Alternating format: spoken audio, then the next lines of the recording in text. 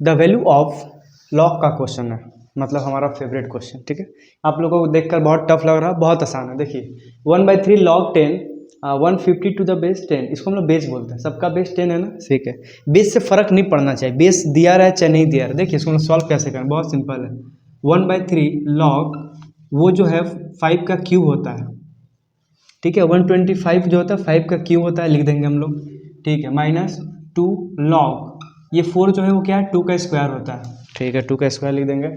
उसके बाद क्या करें, 32 क्या होता है हम लोग का, log 2 का पावर 5, 2 का पावर 5 मतलब 32 10, ठीक है। इसको सॉल्व करना है। हम लोग लॉग में पढ़े हैं क्या कि एक जैसे log x स्क्वायर है ना, ये प्रॉपर्टी अगर पावर में रहता है ना, जैसे log x है इसका पावर 2 है या फिर कुछ भी है, तो इसको हम लोग 2 log x लिख सकते हैं, ठीक है। सेम चीज़ हम लोग यहाँ पे करेंगे, 1/3 लिखेंगे। ये जो पावर 3 था वो सामने आ जाएगा, इसका पावर जो था 3 हो जाएगा। log 5 10 माइनस ये भी सामने आ जाए तो 2 और 2 मिल के 4 हो जाएगा। 4 log ये 2 है उसका बेस 10 है, प्लस ये 5 भी सामने आ जाएगा, ठीक है। तो log 2/10 ऐसा लिख सकते हैं। देखिए ये 3 3 कट गया ना, तो ये हमारा log हुआ log 5 10। और देखिए यहाँ पे क्या है, जैसे ये जो है ना log 2 है, ये भी log 2 है, ये 5 log 2 या माइनस का 4 log 2 है। 5 log 2 से माइनस का जब 4 log 2 करते तो 1 log 2 बचता है, तो हम लोग यहाँ पे 1 log 2 लिख देंगे, सिर्फ बेस 10 था बेस 10 दे देंगे। log का एक और प्रॉपर्टी होता है क्या, ये हम लोग पढ़े हैं कि log a plus log b अगर कहीं पे है तो उसको हम लोग log a इंटू बी लिख सकते हैं। अगर वो प्रोडक्ट में है तो इस तरह सम करते हैं, अगर वो डिवाइड में रहता है तो उसको हम लोग माइनस करते हैं, ठीक है। तो यहाँ पे प्रोडक्ट में था ना तो प्लस कर देंगे। देखिए यहाँ पे क्या है, प्लस है, सेम चीज़ उसको हम लोग लिख सकते हैं log a b। तो यहाँ लिखेंगे log 5 इंटू 2, यहाँ पे बेस 10 जो था सेम, तो 5 इंटू 2 क्या होता है 10 होता है, 10 10। अगर बेस सेम पावर सेम तो 1, इसी के साथ इसका आंसर हो जाएगा दिस, ठीक है। The ratio of work done by x+4 main in x-2 days. देखिए हम लोग का ना यहाँ पे रेशियो दिया है कि एक बंदा है, मतलब मेन है, x+2 मेन है, और कितना दिन लगता है हम लोग को काम करने में, x-2 डेज में क्या करते हैं, काम कंप्लीट करते हैं। और दूसरी तरफ क्या है कि x-1 मेन है, उसमें आदमी कितना x+1 days.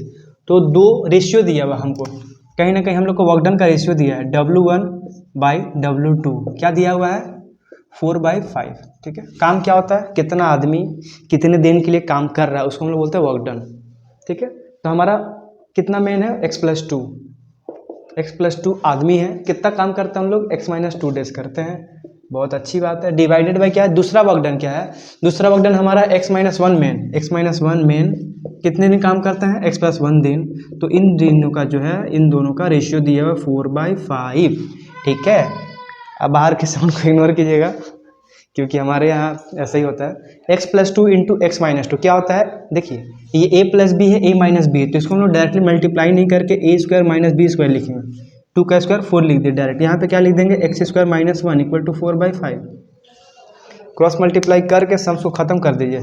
5 into x² 5x² minus 5 into 4 20, ठीक है।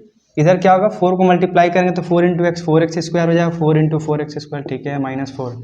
ये 5x² है, ये जब इधर आए तो माइनस का 4x² हो जाएगा। ये माइनस का 20 जब उस तरफ जाता है तो प्लस का 20 हो जाता है, माइनस का 4 हो जाएगा, 20 - 4 16 हो जाता है। समझ रहे हैं, समझ रहे हैं। तो x² इक्वल टू क्या हो जाएगा 16, तो x इक्वल टू √16 और x इक्वल टू हमारा +-4 हो जाएगा। यहाँ पे +-4 दिया है, लेकिन हम लोग x इक्वल टू 4 लिखेंगे, क्यों, क्योंकि इंसान और दिन कभी नेगेटिव नहीं हो सकता है, नहीं होता है ना कुछ इंसान होगा, तो इसलिए क्या होगा हमारा यहाँ पे x हमेशा क्या होगा, >0 होगा, इसलिए हम लोग नेगेटिव वैल्यू नहीं लेंगे। तो इसी के साथ हमारा ऑप्शन सी हो जाएगा। Next 29, the simple interest on 100 rupees 5 years। कुछ क्वेश्चंस है, ये कुछ भी नहीं। सिंपल इंटरेस्ट निकालना है, फार्मूला हमको पता है, p होता है, r होता है, t होता है, y होता है 100, ठीक है। हम लोग क्या करेंगे, p का वैल्यू पुट कर देंगे, 100 दिया हुआ है, ऑन रेट दिया हुआ 5%, टाइम दिया हुआ 5 years, ठीक है, डिवाइडेड बाय 100, सिंपल सा क्वेश्चन। 25 पता नहीं क्यों। The seventh term of the AP, हम लोग को एपी बोल दिया गया है, मतलब चेक करने का जरूरत नहीं, कॉमन डिफरेंस हमारा 3 है, 3 का गया था, 3 का गया था, ठीक। तो हम लोग को 7 टर्म जब निकालना रहता है तो हम लोग क्या लिखते हैं, a + 6d, ये हमारा क्या है 7 है, प्लस 6 d कितना है 3, तो 6 3 जा 18 प्लस 7 कर देंगे तो हो जाएगा 25, 25 ऑप्शन में है, option C. The set P हमारा एक सेट दिया 2, 3, 5, ठीक है। ये है ना सेट का सिंबल होता है। इसके अंदर कितने एलिमेंट है 3। एक क्यू सेट दिया 1, 4। हमको बोला जा रहा है कि आप बताओ कि पी इंटरसेक्शन क्यू क्या होगा। पी इंटरसेक्शन क्यू क्या होगा मतलब कि दोनों में कॉमन क्या है, कुछ भी नहीं है कॉमन, ये होता है। इसको हम बोलते हैं नल सेट, कुछ नहीं मतलब नल सेट, ठीक है। तो नल सेट मतलब ये ऑप्शन ए हो जाता है। इसके अंदर अगर जीरो हो जाता है ना तो उसको नल सेट नहीं बोलते, उसको हम बोलते हैं सिंगलटन सेट। क्या होता है, सिंगलटन सेट। हो सकता है आपके एग्जाम में आ जाए singleton set. If np4 equal to 30 into np2, np4 equal to 30 into np2। npr का फॉर्मूला क्या होता है, factorial n divided by n minus 4 factorial मतलब n minus r factorial equal to 30 into n factorial divided by n minus 2 factorial. ठीक है, देखिए इसको हम लोग n into n माइनस 1 लिख सकते हैं, एक कम करके, फिर n माइनस 2 लिख सकते हैं, फिर n माइनस 3 लिख सकते हैं। कहाँ तक जाएंगे, नीचे वाले में जब तक सेम ना हो। n माइनस 4 फैक्टोरियल यहाँ भी था, n माइनस 4 फैक्टोरियल यहाँ भी, ठीक है, इक्वल टू 30 इंटू, इसको हम लोग क्या करेंगे, n into n minus 1 into n minus 2 factorial divided by n minus 2 factorial. ये इसे कट जाएगा, ये भी कट जाएगा। अब कुछ करेंगे, ठीक है, देखिए ये n से n कट जाएगा, ठीक है, n माइनस 1 से n माइनस 1 कट जाएगा, सब कट जाएगा। तो n minus 2 into n minus 3 equal to 30 है।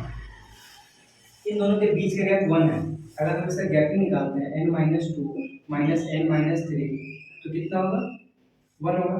n minus 2 minus n plus 3 ये और ये कट जाएगा तो 1 आ रहा है। तो देखिए यहाँ पे सिंपल से हम लोग चीज कर सकते हैं ना कि हम लोग क्या कर सकते हैं, हम लोग मिलियन फैक्टर कर सकते हैं मल्टीप्लाई करने के बाद, लेकिन हम लोग वैसे नहीं करेंगे। हम लोग क्या करेंगे, इसको दो फैक्टर ब्रेक कर लेंगे, इसको ऐसे रहने दीजिए, इसको दो ऐसा फैक्टर ब्रेक कीजिए जिसका डिफरेंस 1 हो, तो उसको हम 6 into 5 तो आराम से लिख सकते हैं, लिख सकते हैं, ठीक है। तो देखिए ये बड़ा कि ये बड़ा है क्योंकि -2 यहाँ -3, जितना माइनस का साइन छोटा वो बड़ा वैल्यू होता है। तो हम बोल सकते हैं n-2 कहीं ना कहीं इसके इक्वल होगा, ऑब्वियस, कोई डाउट नहीं। यहाँ पे n-3 किसके इक्वल होगा, 5 के इक्वल होगा। यहाँ से हम लोग n जब निकालेंगे तो 6 + 2 हो जाएगा, n = 8 होगा। यहाँ से जब n निकालें तो 5 + 3 8 हो जाएगा, ठीक है। ये ज़्यादा सिंपल है as compared to variable factor break करना, फिर कॉमन लेना निकालने से। अच्छा हम चाहते हैं कि आप लोग इस मेथड को फॉलो कीजिए, ठीक है। कौन सा आंसर होगा इसका, B. 33 The sum of the roots of the equation x² - 3x = 0। हम लोग को क्या करना है, सम ऑफ रूट्स निकालना है। सम ऑफ रूट्स क्या होता है, अल्फा प्लस बीटा, जो होता है हमारा -b/a, ठीक है। तो माइनस b कितना दिया, जो x के साथ आता है वो भी होता है, तो -3 डिवाइडेड बाय a कितना है, x² के साथ जो होता है 1, तो माइनस माइनस प्लस 3 हो जाएगा, ऑप्शन डी हो जाएगा, ठीक है। देखिए 34 करते हैं, आसान क्वेश्चन है। 3 to the power x into 3 का पावर -1 लिख सकते हैं इसको हम लोग, ठीक है, बेस से पावर हट जाता है ऐसा, माइनस 3 का पावर x इंटू 3 का पावर -3 इक्वल टू 8। कोई डाउट, ये होना चाहिए।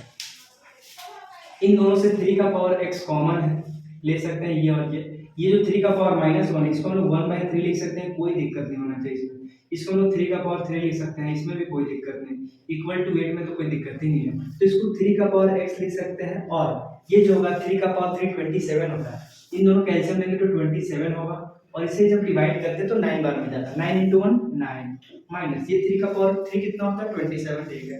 27 से 27 को डिवाइड करेंगे 1 बार में, तो 1 into 1 1 इक्वल टू 8, ठीक है।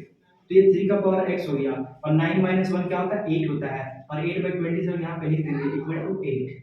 तो देखिए ये 8 से ये 8 कट जाएगा, तो 3 का पावर x इक्वल टू आ जाएगा 27, जो होता है 3 का पावर 3। बेस सेम तो पावर अपने आप ही इक्वल हो जाएगा, तो x इक्वल टू 3 अगर ऑप्शन है तो उसको टिक मार देना, x इक्वल टू 3 है, नहीं सॉरी, अच्छा देखिए इसको निकालना, हमको निकालना है क्या, x² - x + 4।